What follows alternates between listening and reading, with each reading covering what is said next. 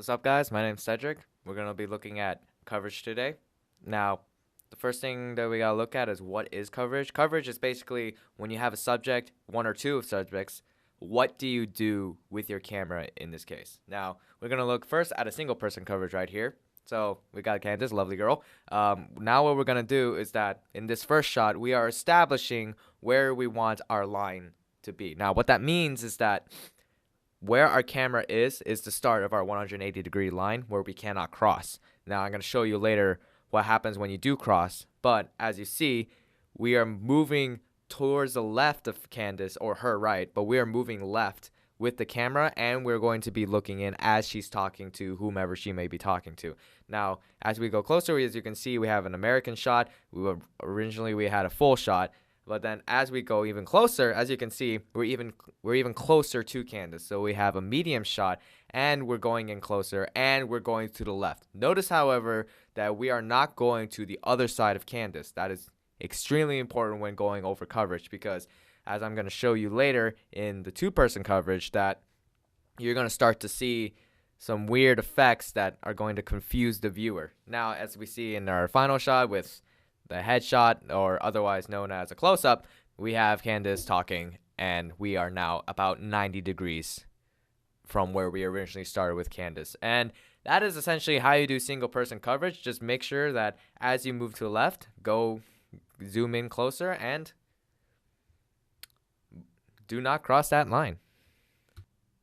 Okay, so now we're going to be looking at two-person coverage. Now, two-person coverage is basically what do you do when you're trying to record a conversation between two people.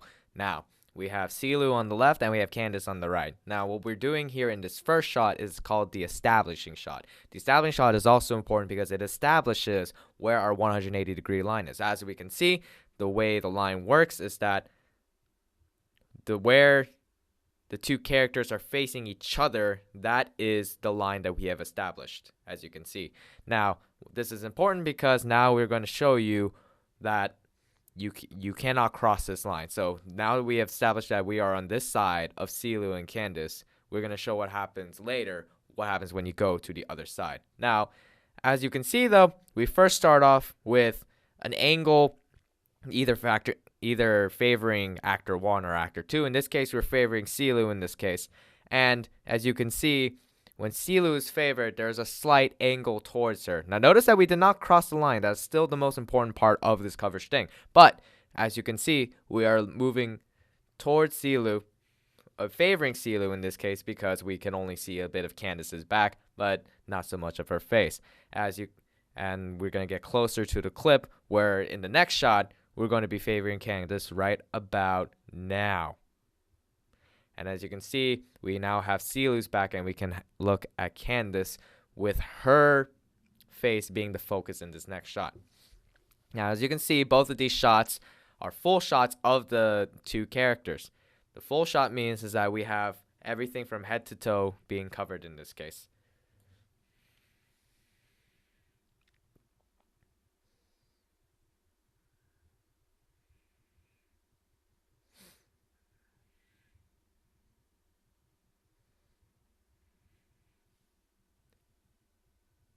Okay, now we have moved again. This time we're favoring Silu, but this time we are in a medium shot, which means about the waist up, but is debatable between different filmmakers and what they prefer. But as we can see, now we are favoring Silu in this half, and we have established that we are moving in closer. Now that's what you want to do. As you go closer to the 180-degree line, you move closer as you go tighter into the shot, which is in this case the medium shot. And as you can see in this next one, now we are favoring Candace in this medium position. And as they are talking, we are still not crossing that line. We haven't gone to the other side of the table. But as you can see, Silu's on the left with over her shoulder, and now we have favoring Candace. And we are moving in closer into this medium shot.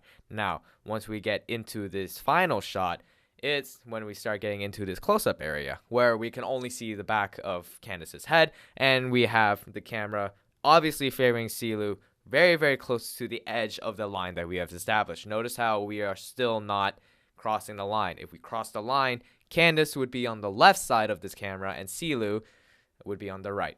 But as we see, that is not the case. And in a couple more seconds, you're going to see that the same thing happens with Candace right here.